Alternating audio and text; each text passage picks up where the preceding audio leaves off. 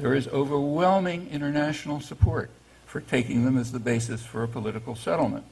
It does come close to the long-standing international consensus that the United States and Israel have barred and that I've personally been supporting for the last over 30 years. That's the road away from catastrophe, towards an end to violence, and towards eventual reconciliation. Either choice is within our reach. From that point on, it's up to us.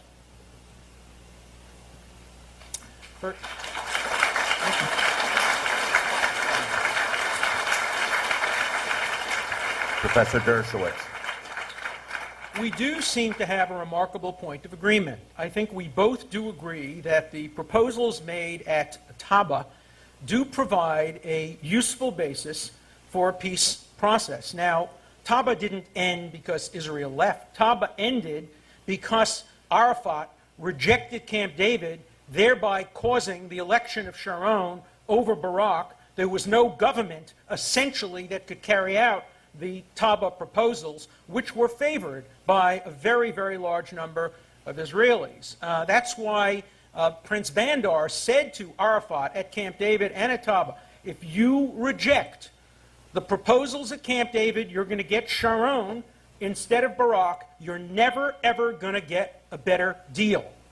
Thankfully, he was wrong. Sharon emerged as a man of courage and a man of vision.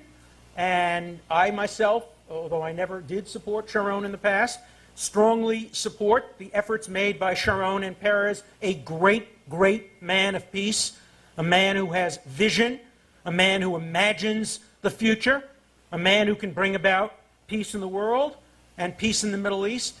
And I think the prospects for a peace based on the Taba proposals are quite realistic.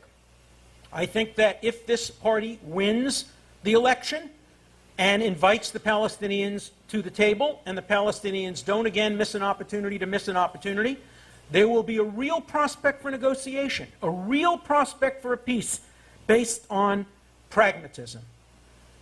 One final word about the sources. Please, the other area where Professor Chomsky and I agree, check his sources. Take him at his word. Go back tonight and Google and read the sources. Read them in English, read them in whatever language you can, and then email us both as to what the sources show. And finally, in a constructive and positive way, I urge you, imagine peace. Imagine the peace dividend that will come to the world if finally a pragmatic solution based on peace comes to the Palestinian people and the Israeli people. I'm hoping for shalom, for salam, and for peace. Thank you. Thank you. Just before we conclude, and I thank our speakers, I want to share with you in a very few seconds what I have heard tonight standing between these two scholars. The first is that in looking around this room, it is clear to me that being members of the international community to which we all belong, whether we have been to Israel or Palestine or to other conflict arenas or not, that people can care deeply about people in conflict and understand that there needs to be a way through. Secondly, as we heard from some of our questioners, the parties themselves, Israelis and Palestinians, seem to be post-disengagement and in their two election processes quickly approaching a crossroads, perhaps a tipping point where some form of acceptable solution that will involve some part of loss of the dream to both sides will make pragmatism reign. The third thing, in which I've been honored to be a part of this discussion tonight, is that academe and the scholarly community matter in this discussion. I have read a great deal of the works of both Professors Chomsky and Dershowitz, and in both of these readings, whether you agree with points of view, challenge their sources, is beside the point.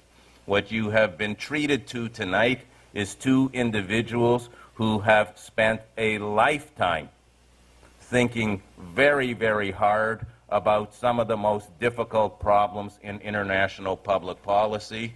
And on behalf of this group here tonight, to my scholarly colleagues, I am eternally grateful. Thank you for coming.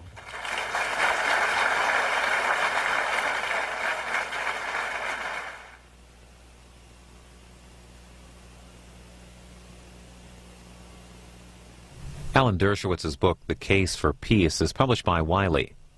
Noam Chomsky's latest is Imperial Ambitions. For more information, visit AmericanEmpireProject.com.